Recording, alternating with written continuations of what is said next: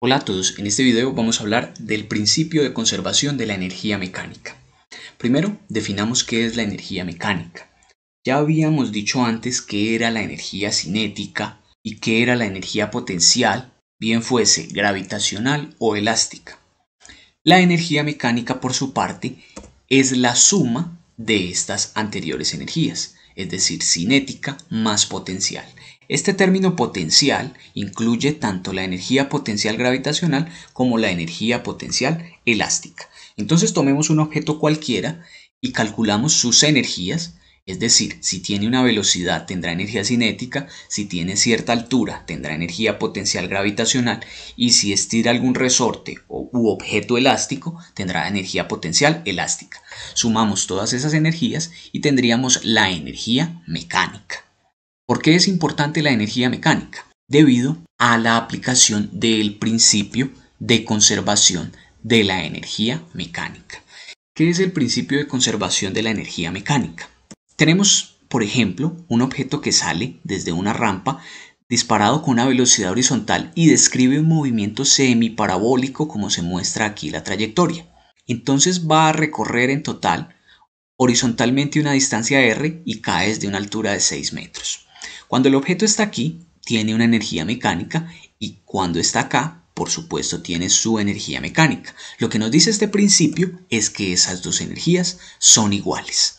Entonces, por supuesto que pueden haber cambios en la energía cinética, pues la velocidad pudo haber cambiado desde aquí hacia acá. Pueden haber cambios en la energía potencial, pues está variando la altura. Pero la suma de las energías debe ser igual. En este caso, la energía potencial está disminuyendo, pues la altura disminuye. Pero en compensación, la energía cinética está aumentando debido a la gravedad. Entonces, una aumenta, pero la otra disminuye. De manera que su suma, es decir, toda la energía mecánica, se mantiene constante. Sin embargo, este principio únicamente es aplicable cuando no hay fricción. Cuando tenemos ausencia de fricción o la fricción es tan pequeña que podemos aproximarla a cero. Desde que se cumpla esta condición, podemos asumir que se cumple el principio de conservación de la energía mecánica. Observemos algunos ejemplos. Tenemos una montaña rusa en la cual, si despreciamos la fricción que pueda existir entre el carro y la vía de la montaña, entonces tenemos aquí los valores de energía. Tenemos que en los picos, en las partes más altas, la energía potencial aumenta, pero fíjense que la cinética disminuye. Fíjense en este punto. Una mayor altura hace que sea menor la cinética, pero fíjense lo que pasa cuando llega a la parte más baja. La velocidad es máxima y por tanto la energía cinética es máxima, pero la potencial disminuye. Es decir, estas dos energías van intercambiando valores.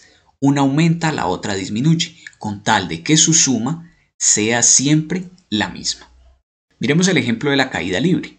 Un objeto que está a cierta altura tiene energía potencial y se observa que toda la energía está aquí, los 4 cuadros verdes. Cuando empieza a bajar se disminuye esa energía, pero se observa que la cinética aumenta hasta que la potencial se hace cero justo antes de tocar el suelo y la cinética es máxima. Es decir, que los 4 cuadros van a estar en esta parte. Pero lo importante es que en todo momento, ¿cuántos cuadros hay rellenos? 4. Bien sea de cinética o de potencial, pero su suma siempre va a ser la misma. Miremos un ejemplo adicional, el péndulo. Aquí tenemos una demostración en que Neil deGrasse Tyson deja que un objeto oscile, es decir, se mueva de un lugar hacia el otro, y él lo pone a una altura inicial que es junto a su nariz. El objeto va hacia el otro lado y se devuelve, y como la energía se conserva, el objeto después no podrá subir más allá de su nariz. Por tanto, él no tiene ningún inconveniente en permanecer en la misma posición, porque sabe que la energía se conserva y el objeto no tendrá más energía para poder volver a subir. ¿Cómo se transforma la energía? Pues cuando él apenas lo suelta, tiene energía potencial, está a cierta altura. En el punto intermedio es cinética y en el otro extremo es potencial nuevamente. Teníamos entonces el principio de conservación de la energía mecánica siempre y cuando la fricción sea igual a cero. Entonces, si nosotros debemos hacer un ejercicio usando este principio de conservación de la energía mecánica, simplemente vamos a analizar qué tipos de energía hay en cada punto. Yo elijo el punto A y elijo el punto B. Lo recomendable siempre que es tomar un punto inicial o un punto de interés del movimiento del objeto y un punto final o un punto que sea de mi particular interés. Entonces, por ejemplo, el punto A es cuando sale disparado desde esta rampa. ¿Tiene energía cinética? Sí, porque tiene velocidad. ¿Tiene energía potencial? Sí, porque está a 6 metros de altura.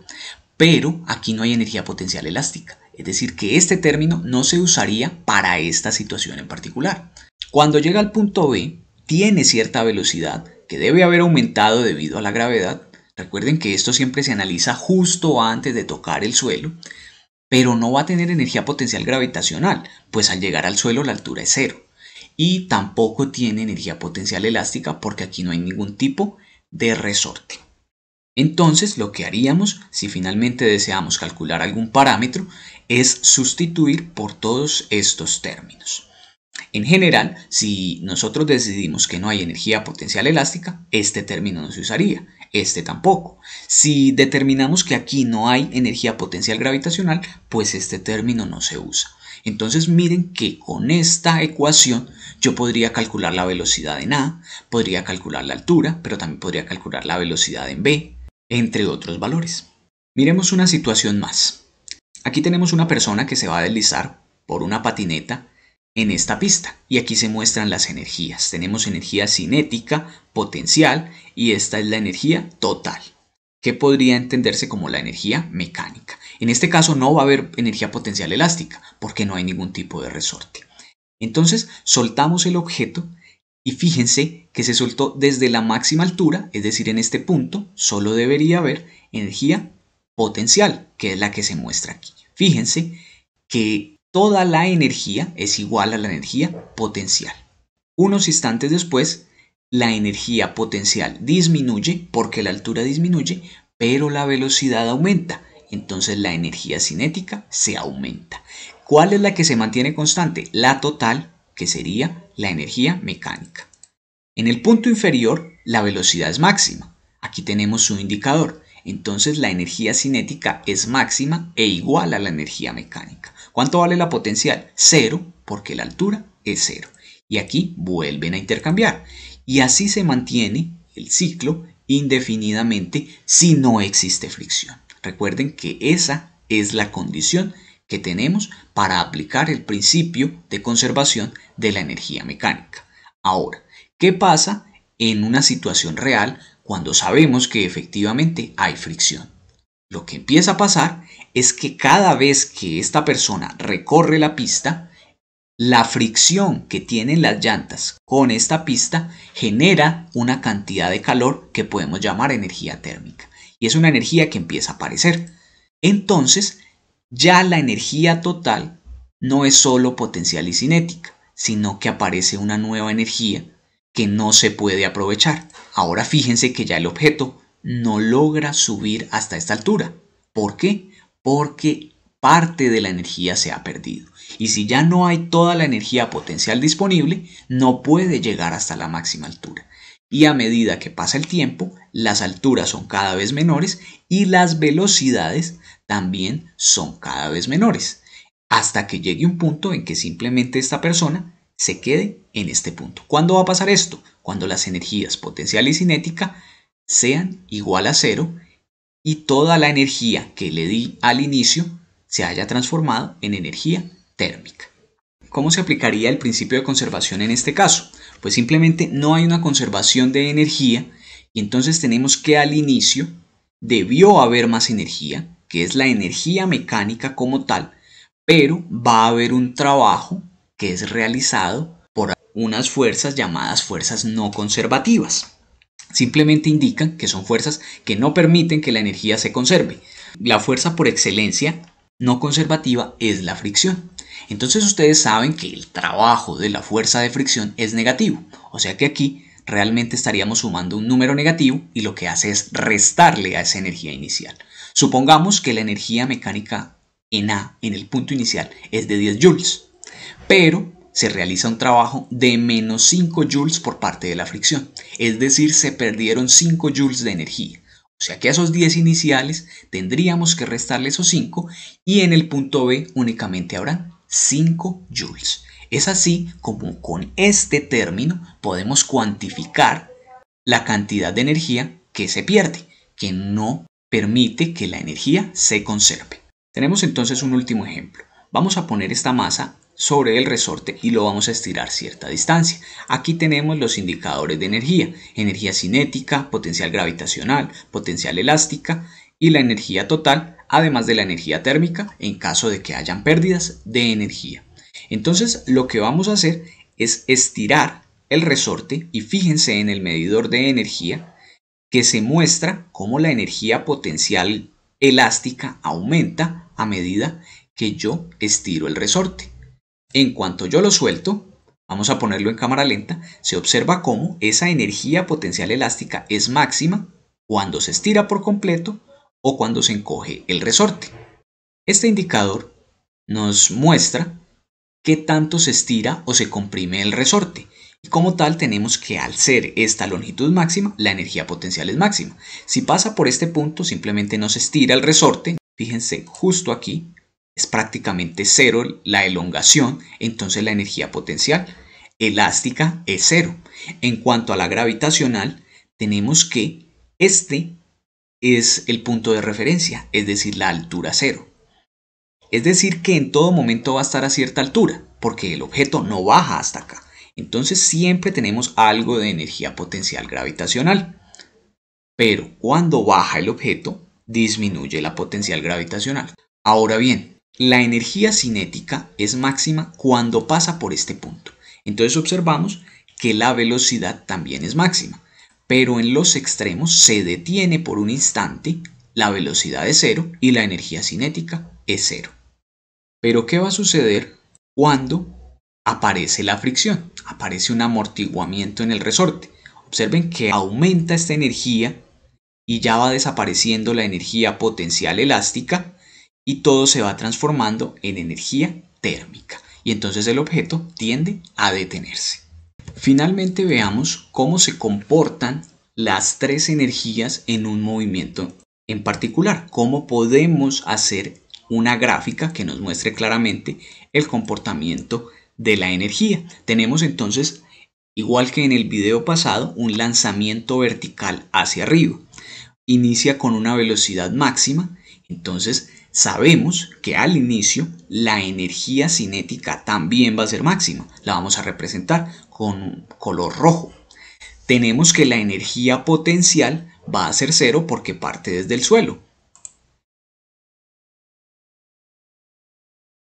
Obsérvese cómo a medida que el objeto sube, la energía cinética se reduce, pues su velocidad también se reduce.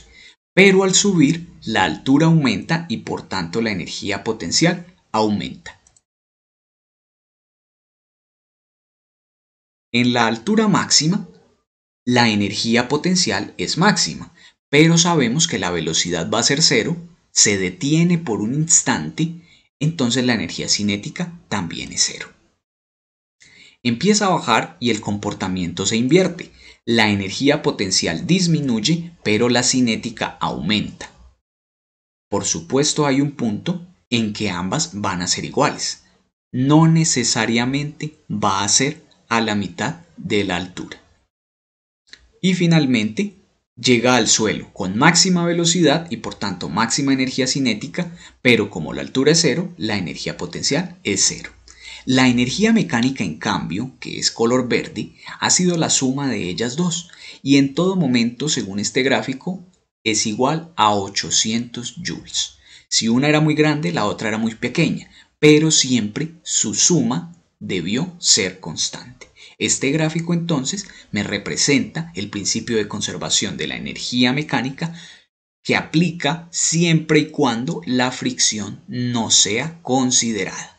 Tengan en cuenta además que no necesariamente las gráficas van a quedar de esta manera. Depende del movimiento del objeto, pues habrán gráficas que que se comporten de manera diferente, tiempos diferentes, tal vez una simplemente suba y la otra baje. Aquí se muestra que subieron y bajaron porque el objeto lo hizo de esta manera. Entonces estas gráficas en general me permiten identificar cómo se ha comportado el objeto y nos serán posteriormente de gran utilidad para el análisis de diferentes movimientos.